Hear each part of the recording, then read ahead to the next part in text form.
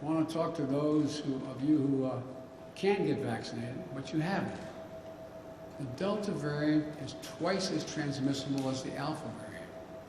It's dangerous, and it continues to spread. Vaccines are the key to stopping it.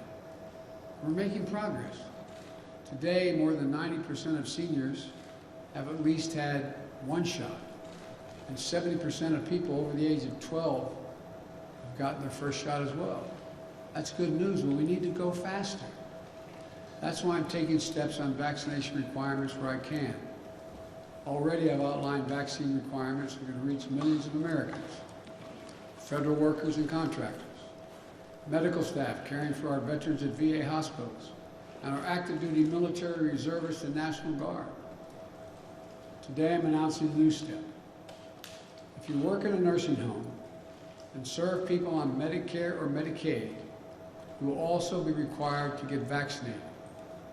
More than 130,000 residents in nursing homes have had, sadly, over the period of this virus, passed away.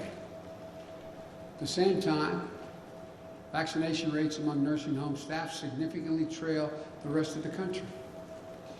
The studies show that highly vaccinated nursing home staff is associated with at least 30% less COVID-19 cases among long-term care residents. With this announcement, I'm using the power of the federal government as a payer of health care costs to ensure we reduce those risks to our most vulnerable seniors. These steps are all about keeping people safe and out of harm's way. If you walk into a government office building, you should know that federal workers are doing everything possible to keep you safe.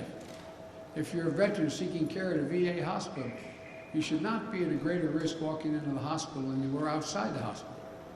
And now, if you visit, live, or work in a nursing home, you should not be at a high risk of contracting COVID from unvaccinated employees.